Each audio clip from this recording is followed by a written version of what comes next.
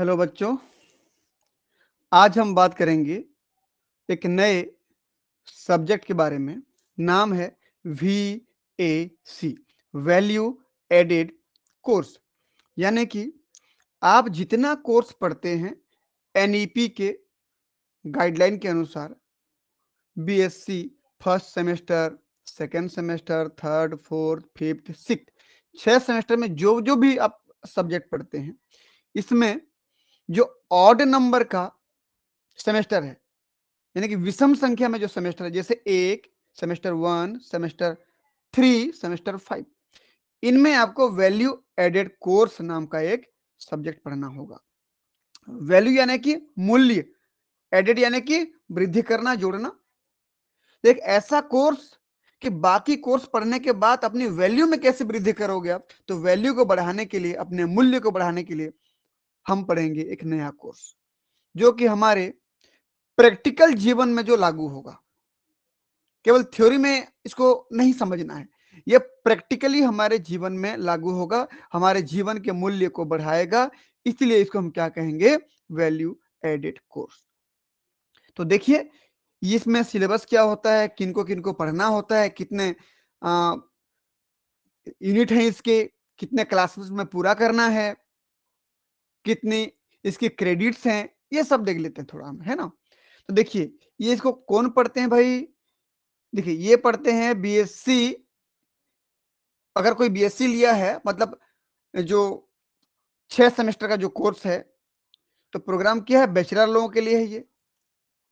जैसे कि BSc कर रहा है, BA कर रहा है, BCom कर रहा है, ठीक है।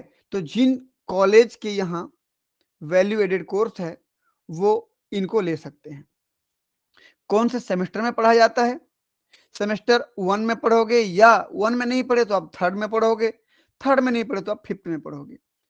तो इन तीनों में से किसी एक में आप पढ़ना चाहें तो इस वैल्यू एडेड कोर्स को आप सिलेक्ट कर सकते हैं। और सभी सब्जेक्ट के अलग अलग वैल्यू एडेड कोर्स होंगे, लेकिन आज हम बात करेंगे जूलॉजी का, ठीक है।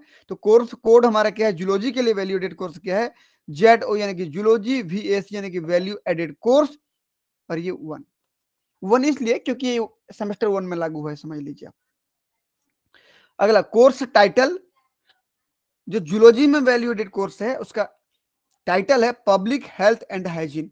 पब्लिक यानी कि लोगों का जो हेल्थ है, स्वास्थ्य है, और उसकी स्वच्छता है, कि लोग कैसे हेल्दी रहेंगे, तंदुरुस्त रहेंगे, बीमार नहीं पड़ेंगे, ये उसका टॉपिक है। तो लोगों की स्वास्थ्य और स्वच्छता, ठीक। कोर्स टाइप क्या कहते हैं इसको? Value added course. चलिए, हम बाकी सब नहीं देखते हैं, सीधा आते हैं क्रेडिट वैल्यू पे। इसका 2 क्रेडिट मिलता है आपको, ठीक। एक क्रेडिट का मतलब 15 classes, 15 hour learning and observation. 15 घंटे की जो क्लासेस होती हैं, या जो ऑब्जर्व करते हो आप इस क्लास में, 15 घंटे की क्लास में, वो 1 क्रेडिट होता है। यानी कि 2 क्रेडिट है ये, तो आपको 30 घंटे की क्लास करना होगा। देख लीजिए। अब पार्ट बी देखो, 2 भाग में बांटा गया है। पार्ट ए में पूरा इंट्रोडक्शन दिया, क्या क्या चीजें हैं, और पार्ट बी में उसका कंटेंट ऑफ द कोर्स, पूरे इस कोर्स में क्या पढ़ना है, सिलेबस क्या है, वो दिया गया है। हम जूलॉजी की बात कर रहे हैं, मैं बार बार बोल रहा हूं, ये हमारे जूलॉजी का वैल्यू एडेड कोर्स है। हर किसी का अपना अपना होगा। तो total number of teaching learning period 1 hour per period. एक कालखंड जो होगा, एक पीरियड जो होगा 1 घंटे का होगा। इस प्रकार से 30 घंटे में 30 क्लासेस लेकर के इसको पूरा किया जाएगा। मैं पहले बोल चुका हूं, यदि 15 घंटे का 15 और यानी कि 1 क्रेडिट होता है, तो आपको 30 क्लास दिया जाएगा। 30 घंटे की क्लास होगी तो 2 क्रेडिट। समझ में आया? तो ये 2 क्रेडिट का आपका कोर्स है, जिसको 4 अलग अलग यूनिट में बांट दिया गया है। Unit 1, unit 2, unit 3, unit 4। Unit 1 में जो भी टॉपिक दिया गया है, वो कुल मिला के 7 पीरियड में कंप्लीट करने हैं। यूनिट 2 को भी 7 पीरियड में कंप्लीट करने, यानी कि 7 7 14 पीरियड हो गया। यूनिट 3 को देखें तो 9 पीरियड में इसको क्लियर करना है, पढ़ लेना है, कंप्लीट करना है। तो 7 7 14 और 9 4 13 23 टोटल 23 क्लासेस हो गए। अब यूनिट 4 को देखें तो इसको 7, तो अब तक 23 हो चुके थे और ये 7 तो 30, यानी कि 30 क्लास में पूरे सिलेबस को कंप्लीट करना है।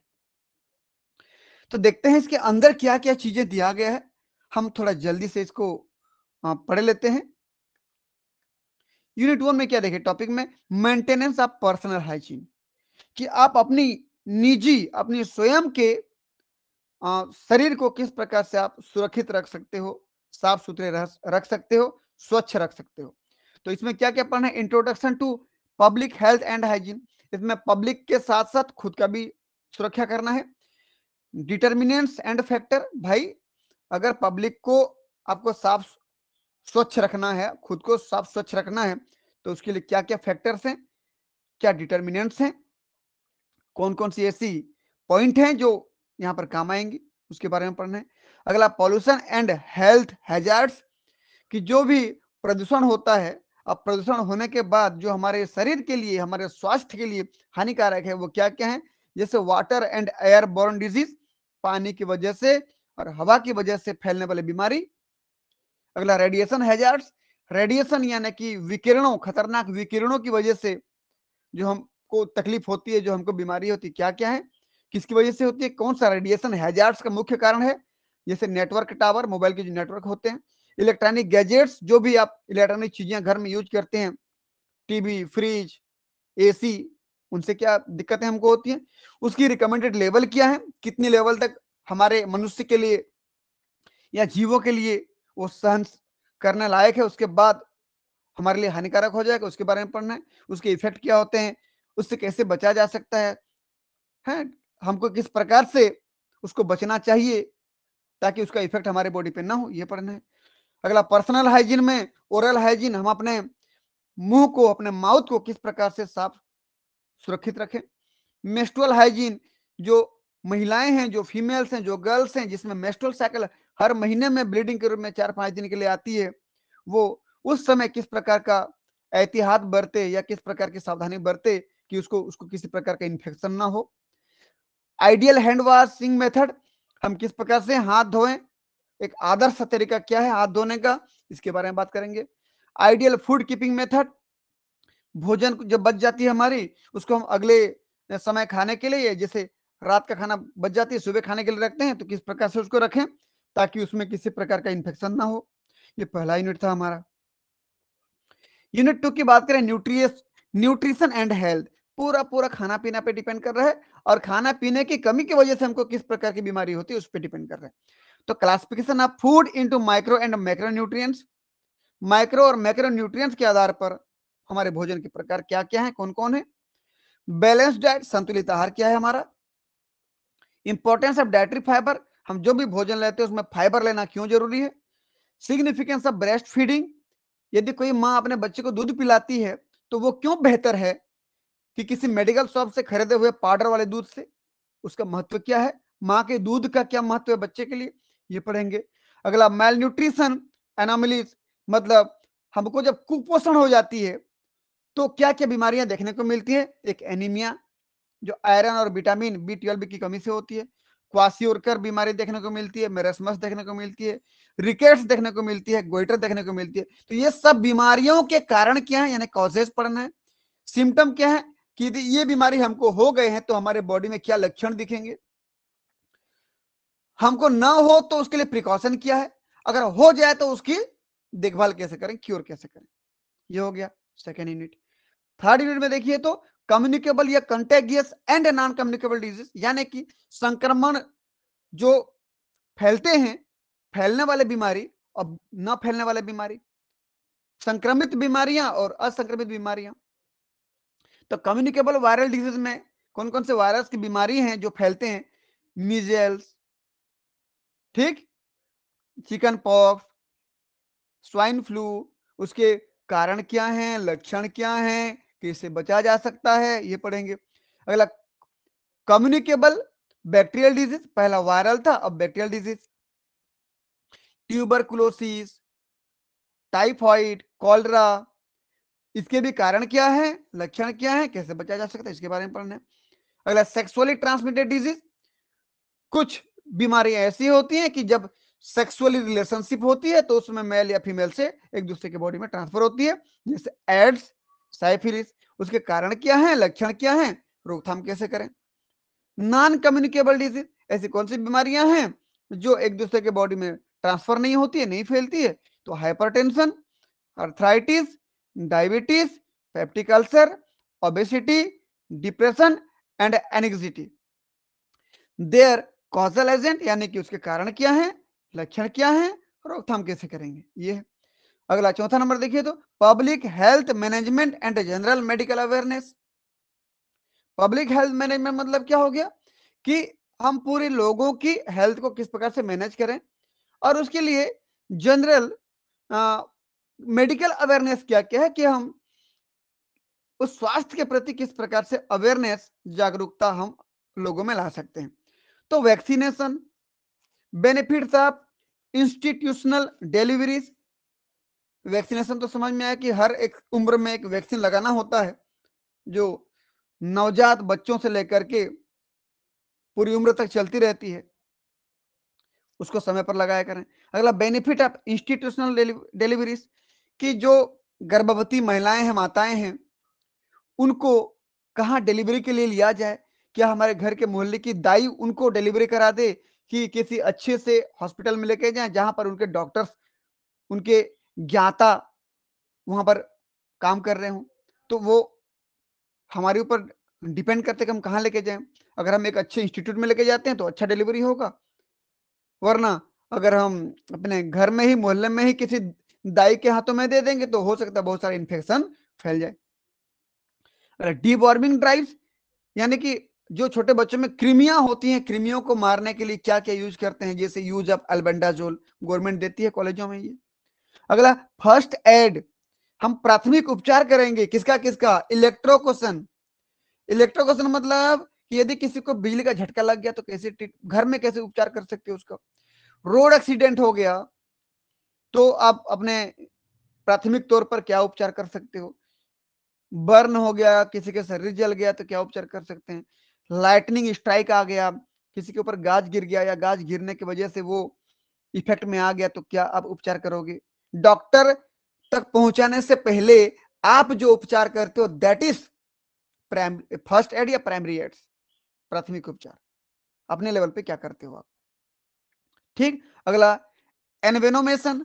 एनवेनोमेशन मतलब क्या होता है कि यदि कोई जहरीला जीव किसी को काट देता है, अपना जहर छोड़ देता है, तो आप अपने घरेलू उपचार क्या करोगे। बिच्छू काट देता है, सांप काट देता है ना, तो क्या करेंगे। बिच्छू वाला के काटता नहीं, बिच्छू डंक मारता है, मधुमक्खी डंक मारती है, ठीक है ना।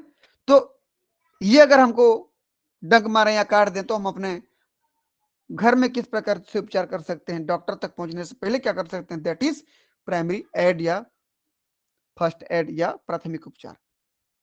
अगला इंपॉर्टेंस ऑफ कार्डियोपल्मोनरी रेजिस्टेशन, मतलब क्या है कि यदि हमारे हार्ट और लंग्स में किसी प्रकार की कोई दिक्कत हो गई है तो हम कैसे से उसको पुनः एक्टिव कर सकते हैं। पिक्चर में देखे होंगे, कोई सांस लेना बंद कर दिया है या लंग्स में पानी भर गया है तो कैसे छाती को दबाते हैं, प्रेस करते हैं, पानी बाहर निकलता है, या किसी को माउथ टू माउथ एयर देते हैं, ठीक, उसके मुंह में फूंकते हैं तो फिर दोबारा से जिंदा उड़ता है, तो कैसे होता है इसके बारे में पढ़ना है। अगला ब्लड डोनेशन। ब्लड अगर डोनेट करना चाहते हो, रक्तदान करना चाहते हो, आपकी उम्र क्या होनी चाहिए, आपकी एलिजिबिलिटी क्या होनी चाहिए, आपके बॉडी में कितनी ब्लड होनी चाहिए, उसके बारे में पढ़ना है। हेल्थ स्क्रीनिंग, किसी के बॉडी का आपको पहले चेकअप करना होगा, फिर उसको बोलेंगे कि हाँ ये ब्लड देने लायक है कि नहीं है। Road safety. रोड सेफ्टी मतलब क्या होता है कि आपको रोड में जाने से पहले किन चीजों का ध्यान रखना पड़ेगा। अगला गुड समैरिटन मतलब क्या होता है कि एक अच्छा, एक बहुत ही बढ़िया व्यक्ति, मददगार व्यक्ति, एक अच्छा अपने बारे में सोचने वाला व्यक्ति, अपने जीवन के बारे में, अपने फैमिली के बारे में सोचने वाला व्यक्ति के बारे में आप क्या लिख पाएंगे। वो जब भी रोड में निकलेगा तो क्या सोचेगा, हेलमेट पहनेगा कि नहीं पहनेगा, गाड़ी कितना स्पीड से चलाएगा, जाने से पहले हवा का टायर का हवा पंचर सब चेक कर लेगा, इसके बारे में पढ़ना है हमको। अगला जनरल्स सेफ्टी प्रिकॉशन, क्या-क्या सेफ्टी, क्या-क्या प्रिकॉशन रख सकते हैं रोड में जाने से पहले, ये हो जाएगा। मोशन सिकनेस, मोशन सिकनेस मतलब होता है कि जब हम गाड़ी में यात्रा करते हैं, जैसे फोर व्हीलर में जाते हैं, तो बहुत लोगों को उल्टियां होने लगती हैं, सिर चक्कर आते हैं, कमजोर हो जाते हैं, बेहोश हो जाते हैं। तो क्या उनके ऊपर हम किस प्रकार से ट्रीटमेंट करें, वो पढ़ना है। फायर सेफ्टी यानी कि फायर कंट्रोल, कि कहीं पर आग लग जाती है तो कैसे बचा जाए, या कैसे क्या किया जाए कि आग ना लगे, पहले से क्या सावधानी बरता जाए। तो fire control and fire extinguisher मतलब होता है कि जो अग्निशामक यंत्र होते हैं, जो वाहन होती है, किस प्रकार के यंत्र होते हैं, कैसे होते हैं, कैटेगरी क्या होती है, उनके बारे में पढ़ना है। तो ये पूरा वो सब्जेक्ट जूलॉजी में उन टॉपिक्स के बारे में सिलेबस में डाला गया है जो आप अपने जीवन में आप यूज कर सकते हो, और किसी भी मदद, किसी भी व्यक्ति का मदद कर सकते हो, या किसी जरूरतमंद का मदद करके उसकी जान बचा सकते हो, आप अपनी मूल्य बढ़ा सकते हो। अगर आप किसी की जान बचा देते हो, इतना पढ़ के अगर कोई भी चीज अगर आप सीखते हो और आपके हाथों किसी की जान बच जाती है, तो सही मायने में आप उसके भगवान बन जाओगे। उसके लिए आपके प्रति उसके मन में आपका सम्मान बढ़ जाएगा, आपको भगवान मानेगा। यही तो मूल्य है। हम अपने जीवन में अपने मूल्य को कैसे बढ़ाएंगे, यही हमारा वैल्यू एडेड कोर्स। ठीक है बच्चों, मिलते हैं पर हम नेक्स्ट वीडियो में पहले यूनिट के किसी टॉपिक के साथ। यदि आप हमारे वीडियो में नए हैं तो आप हमारे चैनल को लाइक करें, सब्सक्राइब करें, अपने दोस्तों के बीच में वीडियो को शेयर करें, ताकि उनको भी इस प्रकार का वीडियो मिलता रहे। मिलते हैं नेक्स्ट वीडियो में, तब तक के लिए बहुत बहुत धन्यवाद। Thank you.